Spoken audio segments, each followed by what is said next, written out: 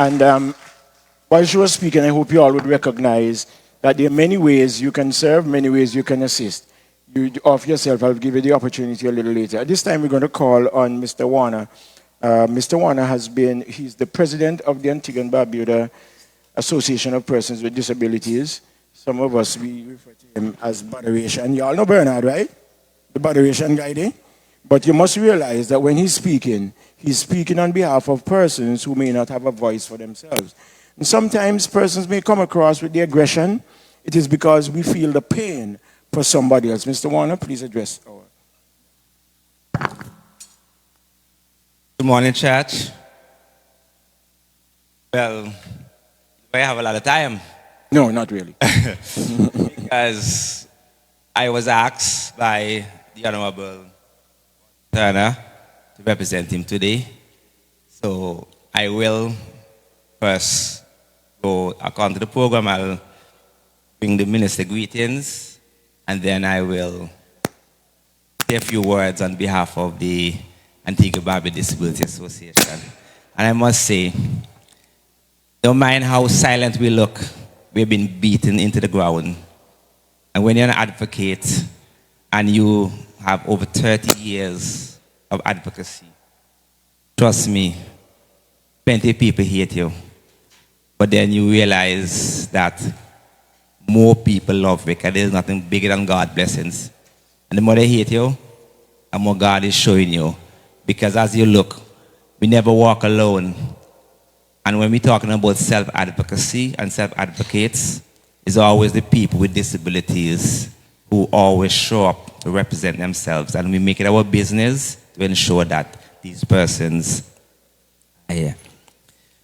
So I'm going to read first 2 Samuel 4 and 2 Samuel 9, 6 to 7.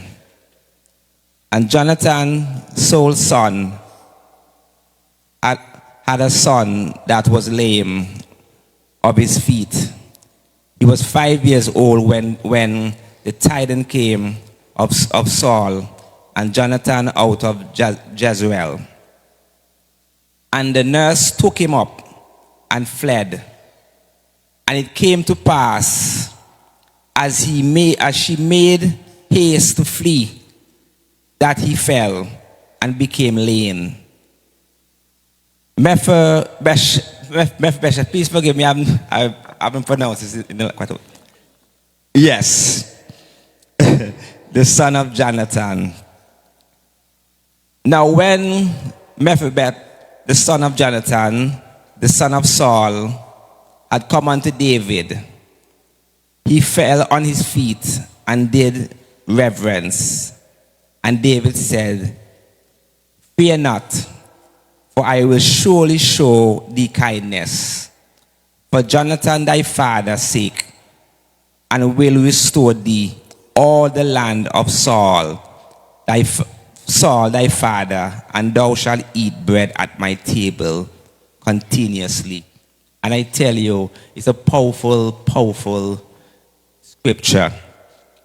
Because sometimes they say, oh, because your mother work up here, your daddy work up here, you're disabled, or your disability. And many of us who are parents and people with disability would have faced many, many troubles and tribulations to be where we are today.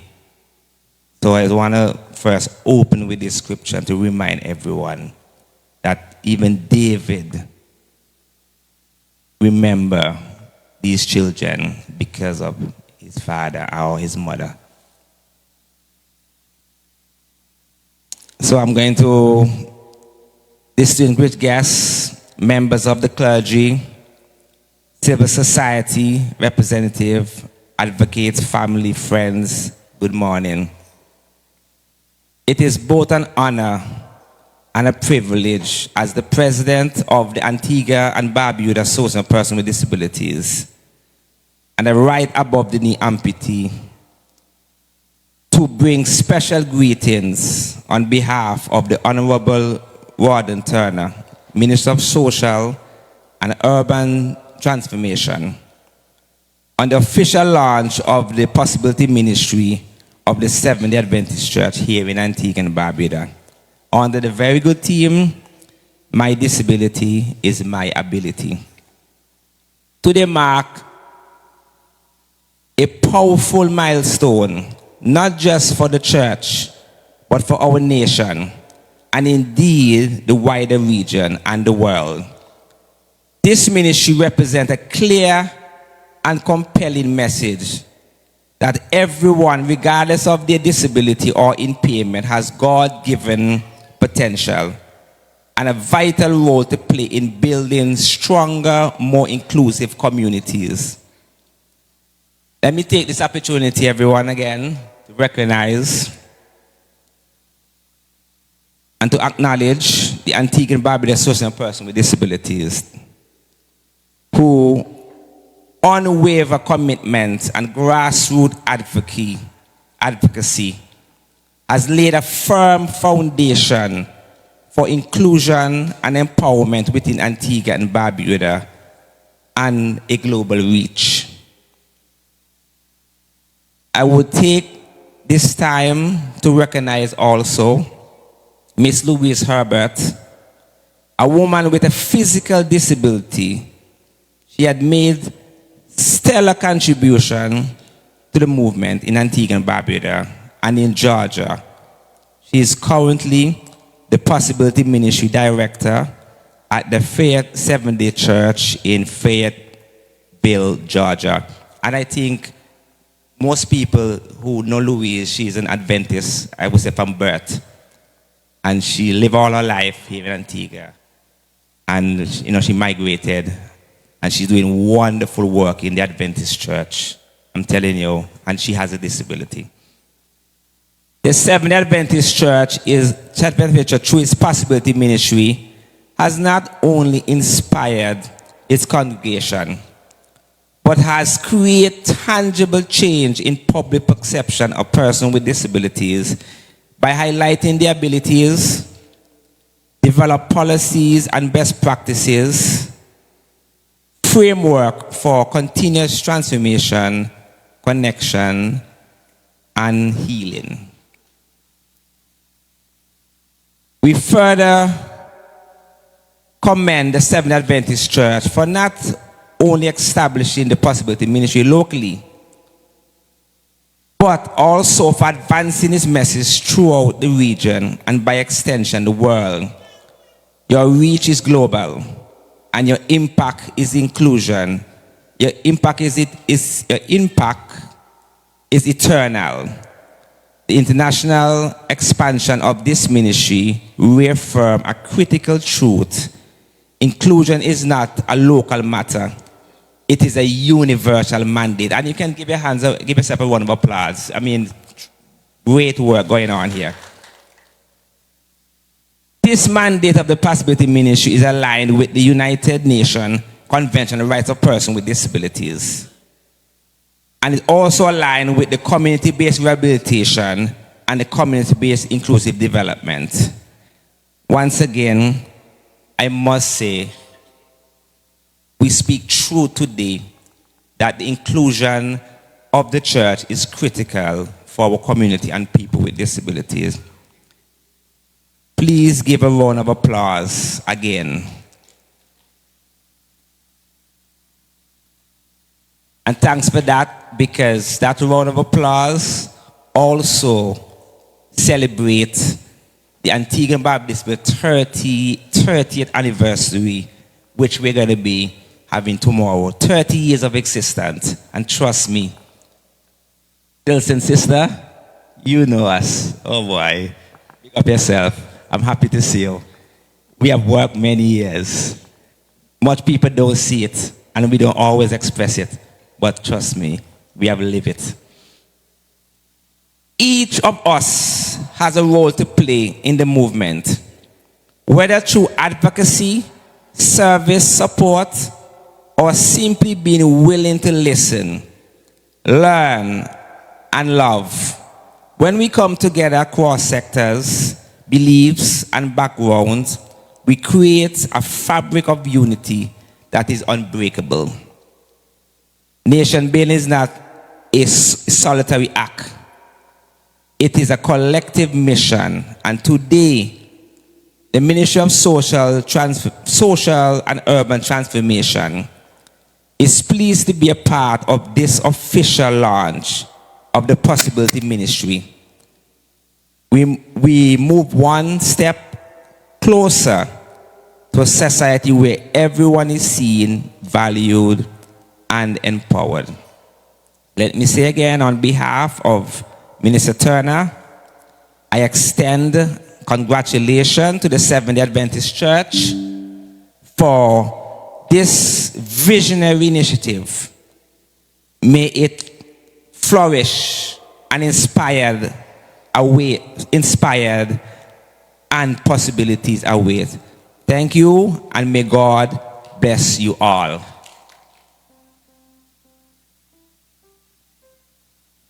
Now everybody know me to be a politician, you know.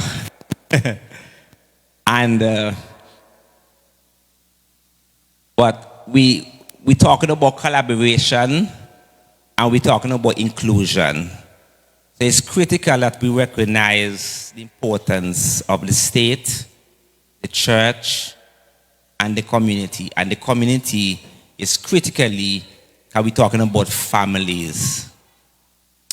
And I mentioned that the ABAPD will be celebrating 30 years tomorrow. And we don't have enough paperwork to toot out there the amount of work we have done.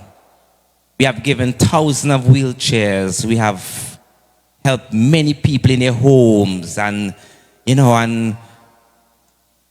fight for rights of people with disabilities. We have helped many persons to achieve their goals. And we stand firm today as an organization, not to just talk our own hands, but to lay testimony to the persons who are living with disabilities, who recognize the need to be citizens and to earn a living. Just last year, 2021, 22, my organization actually negotiated with the government, and we have 3 persons employed, Kevin, Shanisha, and Shansia. They're all employed. We have 7 more persons on the book already signed by the Attorney General who will be taking up employment shortly.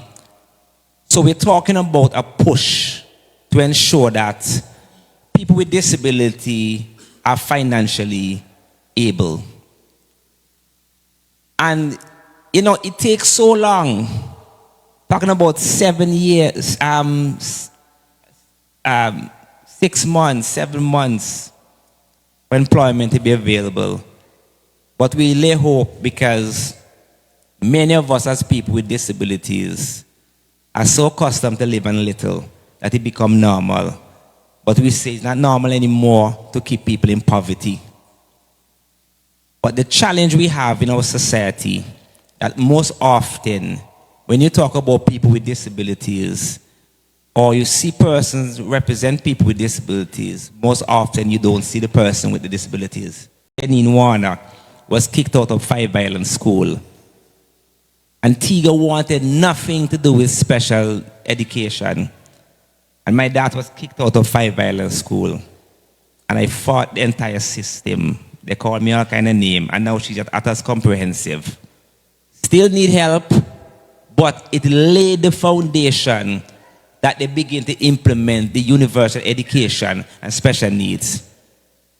So I want to lay the point here today that collaboration through inclusion is critical for the well-being of people with disabilities. And it's also important that we recognize the need to include.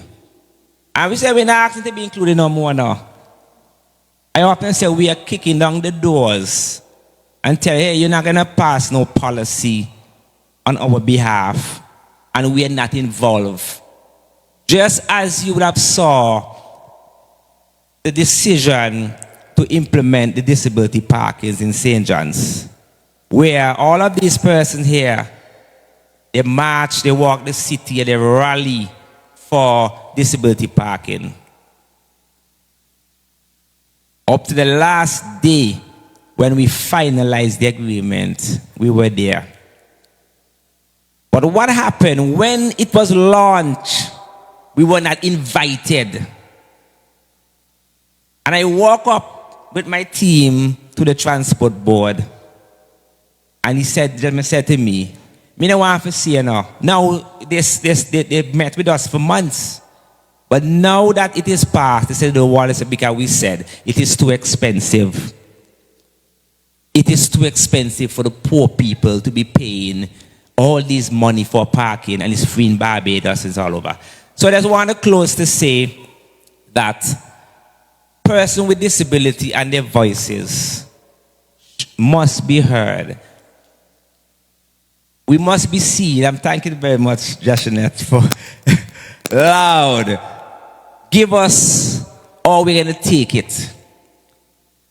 For too long, we've been treated as if we're not citizens, and we've been taken from our homes every 5 years to vote, and yet still we get nothing. So I just want to close by saying that the Possibility Ministry is on a track for better.